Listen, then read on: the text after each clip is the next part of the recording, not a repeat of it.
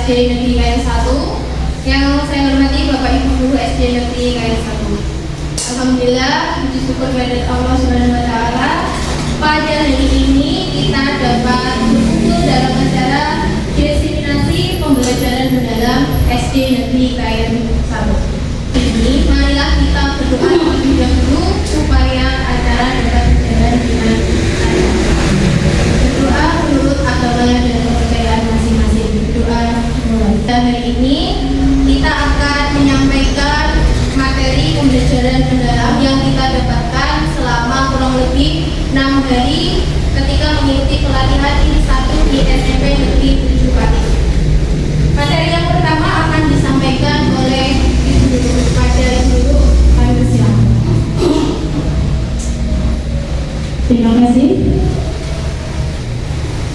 Assalamualaikum warahmatullahi wabarakatuh. Saya ingin mengajak Bapak Ibu Guru semua untuk ice breaking bersama. Nah, barangkali ice breaking yang saya ajarkan nanti bisa diterapkan pada anak didik di kelas masing-masing. Betul ya? Saya minta Bapak Ibu untuk berdiri bersama. Kita akan melakukan ice breaking, yaitu tepuk 1 sampai tepuk 5. Jika tepuk 1, yes. Tepuk 2, oke. Tepuk 3, semangat. Tepuk 4, konsentrasi. Tepuk 5, siap belajar. Oke, terima kasih Bapak Ibu. Berarti saya ingin menjelaskan tentang pola pikir bertumbuh. Bapak Ibu, pernahkah panjenengan mendengar tentang pola pikir? Pernah? Apa yang ada di benak panjenengan? Apa itu pola pikir? Bu Ayu, apa itu pola pikir? Mindset. Menurut saya pola pikir adalah mindset seseorang. Pola pikir bisa dikatakan sebuah mindset. Apalagi Cahya, apa itu pola pikir? Menurut saya pola pikir adalah pada yang dimiliki seseorang dalam menyelesaikan sesuatu. Sudut pandang seseorang untuk menyelesaikan sesuatu. Pola pikir adalah cara seseorang untuk mengatasi suatu masalah atau tantangan. Memiliki pola pikir bertumbuh, biasanya dia cenderung menganggap bahwa tantangan itu adalah sebuah peluang. Jadi dia itu selalu bersemangat. Setiap dia memiliki masalah, dia bisa menyelesaikan dengan berbagai cara.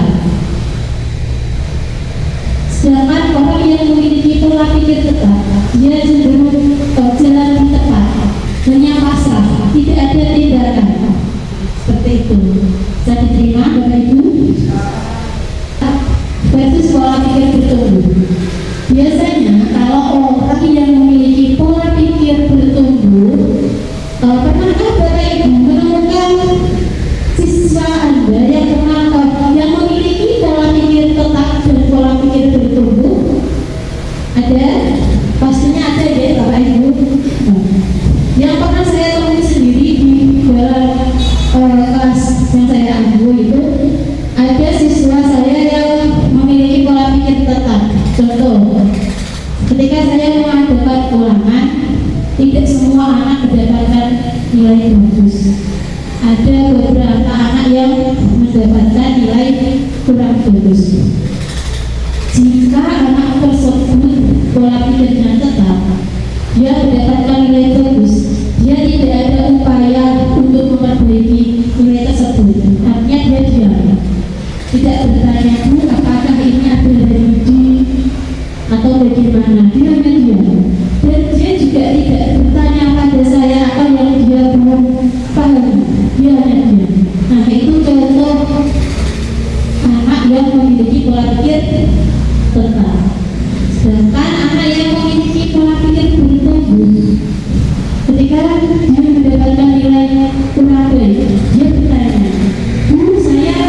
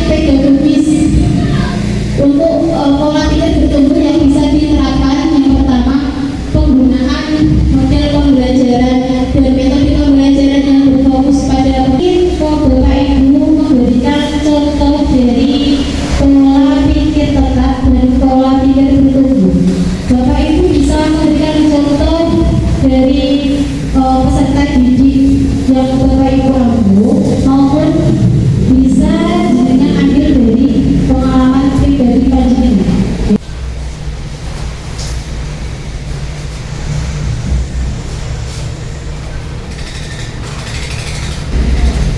Baik, terima kasih atas waktu yang diberikan.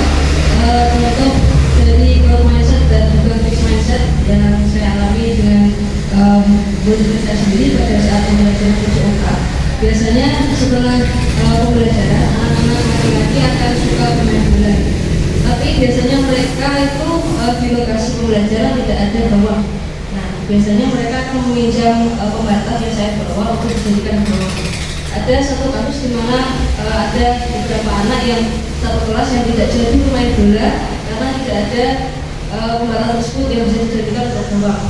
Tetapi di pembelajaran yang lain, di kelas yang lain, ada anak yang kemudian berpikir dengan berkreativitas menggunakan benda yang lain untuk dijadikan gawang. Dalam hal ini sepatu, biasanya mereka melepas sepatu untuk dijadikan sebagai gawang.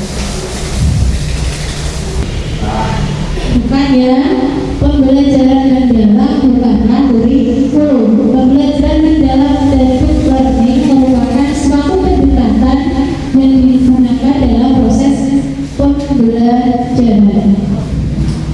Tetapi untuk pembelajaran mendalam dan learning ini berbeda ya Bapak Ibu. Bedanya di mana? Kalau deep learning itu lebih mengetakwaan terhadap Tuhan Yang Maha Esa. Yang kedua, kewargaan. Yang ketiga, kreativitas.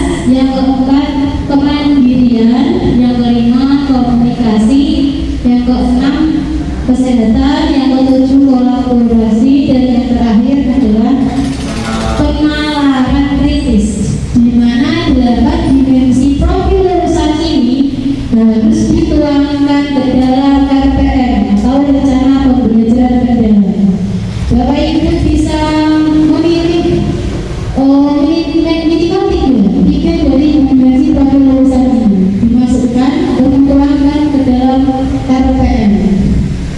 Dalam pembelajaran atau pendekatan yang memuliakan dengan menekankan pada penciptaan suasana belajar dan proses belajar dan proses pembelajaran.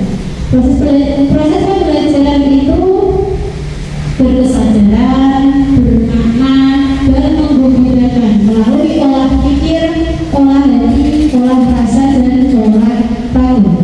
Jadi intinya pembelajaran mendalam ini siswa itu harus senang, harus gembira, ya. Dalam pembelajaran siswa tidak boleh tertekan, apalagi takut, ya. Selain itu kuncinya harus memuliakan. Di sini memuliakan adalah bisa saling menghargai antara guru dan siswa, saling toleransi, saling bekerja sama, dan yang paling penting adalah tidak ada tindak bullying di dalam pembelajaran, baik bullying verbal maupun non verbal.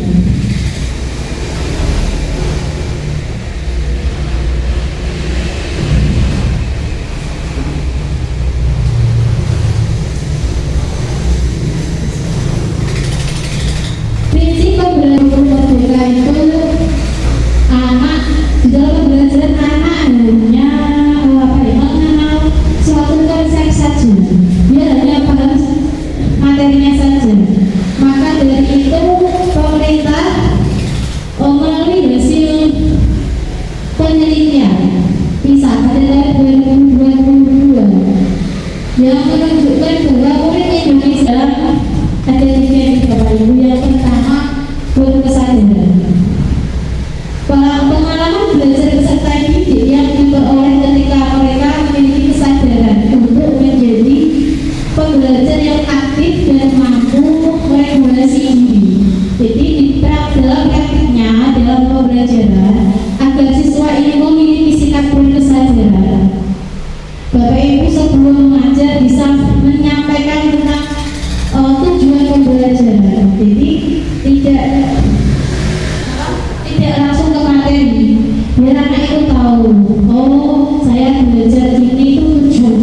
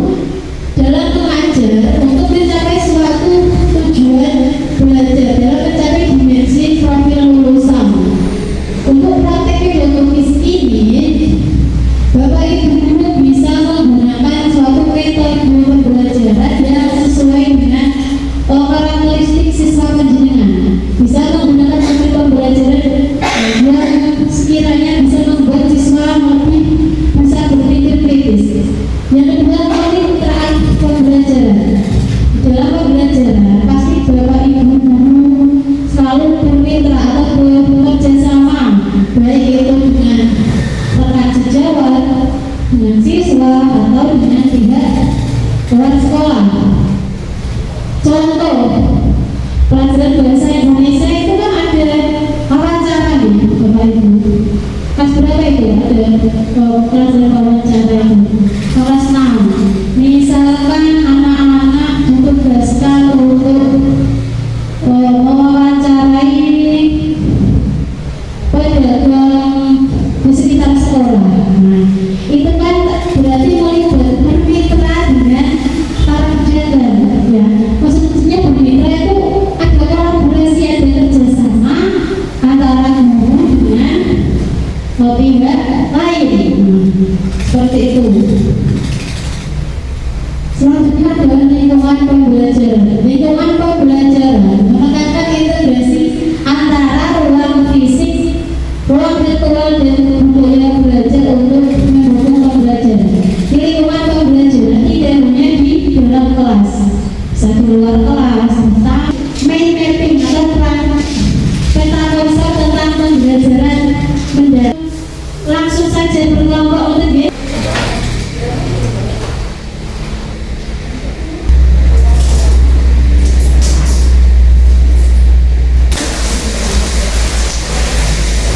pembelajaran mendalam.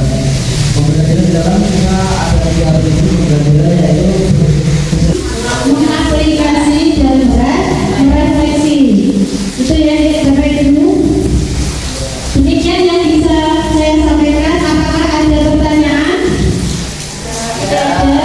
Akan dilanjutkan oleh Bu Ervi. Saya lanjutkan yaitu tentang asesmen dalam pembelajaran mendalam. Asesmen, tentu saja sebagai guru kita telah melaksanakan asesmen. Apa itu asesmen? Penilaian didik yang kita ada setiap hari. Penilaian atau asesmen adalah proses pengumpulan dan pengolahan informasi untuk mengetahui kebutuhan belajar dan capaian perkembangan atau hasil belajar murid. Nah, dalam penilaian ini atau asesmen itu harus memiliki beberapa prinsip identitas atau kebutuhan khusus peserta didik.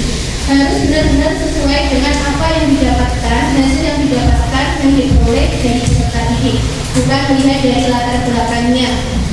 Mungkin dalam memandang status sosialnya, anak orang kaya atau bagaimana, kita harus benar-benar adil dalam menilai peserta didik. Prinsip yang kedua yaitu edukatif. Penilaian yang hasilnya digunakan sebagai umpan balik bagi pendidik, peserta didik, dan orang tua untuk meningkatkan proses pembelajaran dan hasil belajar. Nah, kita sebagai guru bisa melaksanakan penilaian ketika proses pembelajaran. Setelah itu kita laporkan perkembangan hasil belajar peserta didik kepada orang tua peserta didik untuk mengetahui peningkatan hasil belajar mereka. Prinsip yang terakhir yaitu objektif.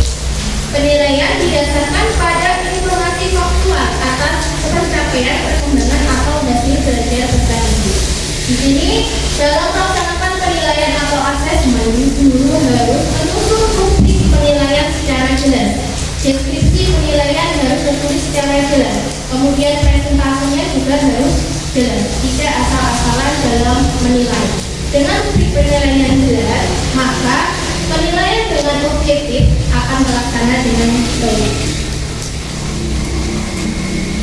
Nah, asesmen pada pembelajaran mendalam. Asesmen ini dilaksanakan untuk memberikan umpan balik kepada peserta didik. Asesmen sendiri kita ketahui ada dua, yaitu asesmen formatif dan asesmen sumatif. Asesmen formatif perlu dikuatkan untuk memberikan umpan balik selama proses pembelajaran dilakukan secara bertahap dan berkelanjutan untuk mencapai level pembelajaran mendalam. Mempertimbangkan 3 pengalaman belajar pembelajaran mendalam, yaitu memahami, mengaplikasi, dan merefleksi. Sedangkan asesmen sumatif itu dilaksanakan untuk mengetahui capaian pembelajaran secara menyeluruh.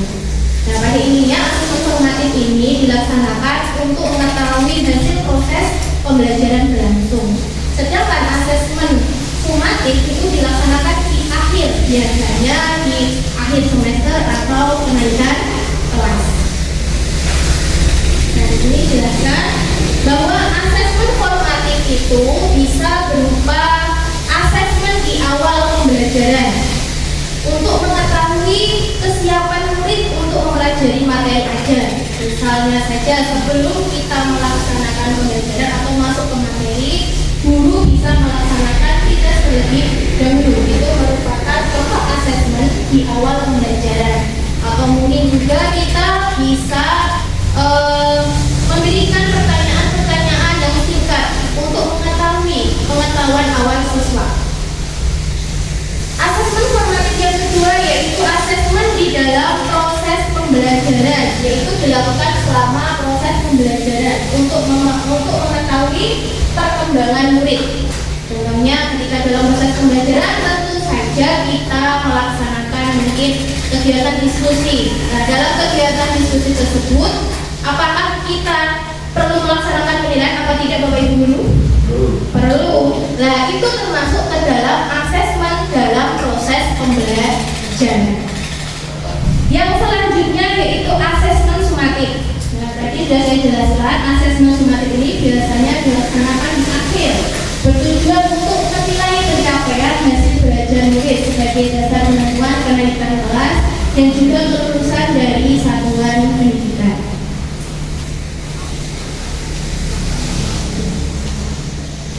Asesmen pembelajaran mendalam. Dalam penerapan pembelajaran mendalam, asesmen formatif dan sumatif diterapkan dengan menekankan pada asesmen autentik dan holistik. Autentik itu apa? Penilaian yang merepresentasikan realistik kehidupan atau konteks sehari-hari, berfokus proses dan produk belajar dalam konteks yang nyata dan perlahan. Sedangkan penilaian holistik yaitu penilaian yang melihat keseluruhan aspek kemampuan siswa secara utuh dan terpadu, mulai dari pengetahuan, keterampilan dan juga sikap. Nah, di sini asesmen dalam penilaian formatif itu ada dari lain.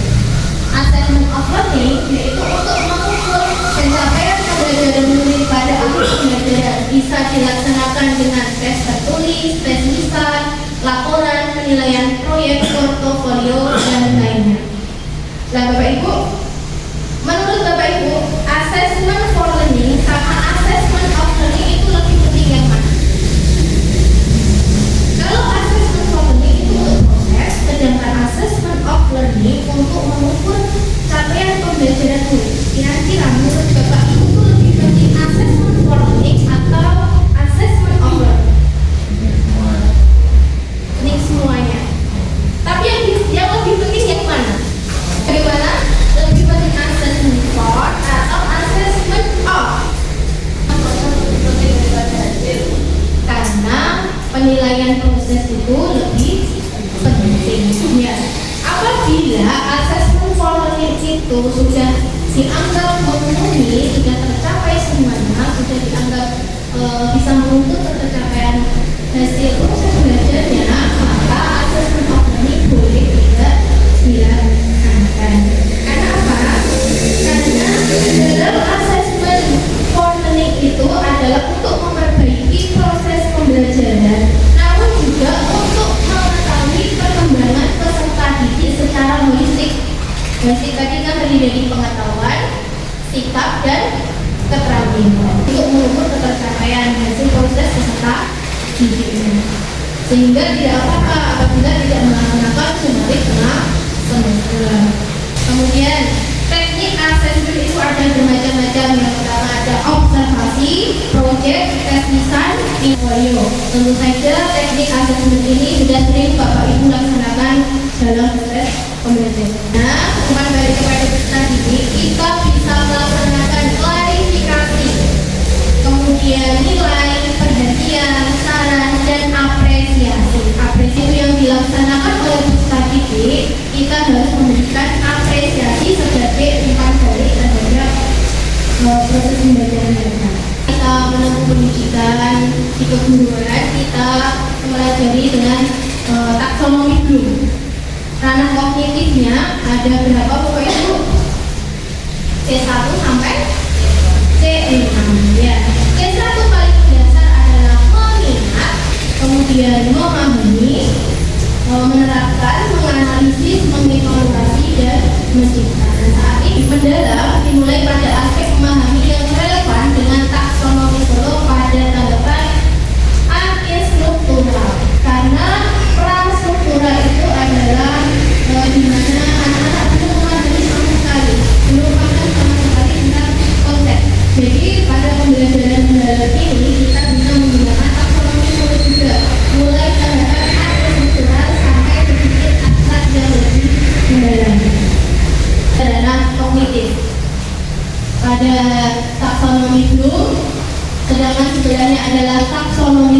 kemudian pengalaman belajar pembelajaran mendalamnya.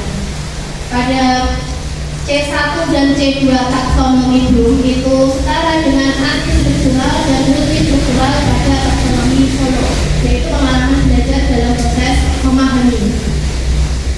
Untuk lebih tingkat yang lebih tinggi yaitu aplikasi pada taksonomi Solo yaitu rasional, sedangkan taksonomi Bloomnya pada tahap C3 dan C4 yaitu menerapkan dan menganalisis.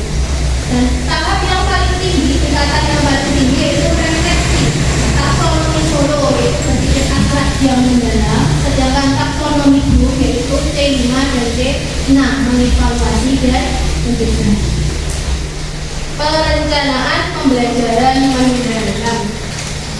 Kalau dulu kita kenal dengan istilah modul ajar maupun FPM. Pada saat ini pada pembelajaran mendalam sering kita sebut dengan RPM. RPM itu adalah rencana pembelajaran mendalam. Yang harus ada dalam RPM, yaitu yang pertama minimal itu ada 4 tahapan ini. Yang pertama ada identifikasi. Identifikasi berisi tentang apa? Berisi tentang mengidentifikasi kesiapan murid. Yang kedua memahami karakteristik materi pelajaran dan menentukan dimensi profil lulusan.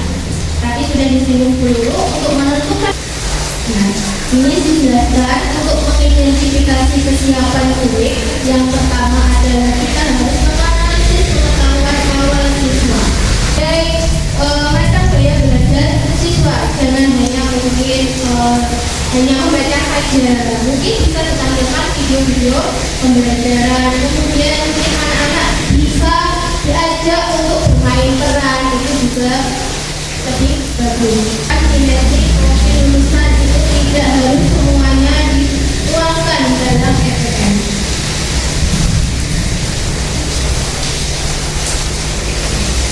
Tahap yang kedua yaitu desain pembelajaran dan juga menentukan tujuan pembelajaran. Itu ada 2 komponen utama, yaitu kompetensi dan juga konten pada itu materi berupa pengetahuan esensial dan pengetahuan aplikatif yang perlu dipahami pada akhir 1 unit pembelajaran.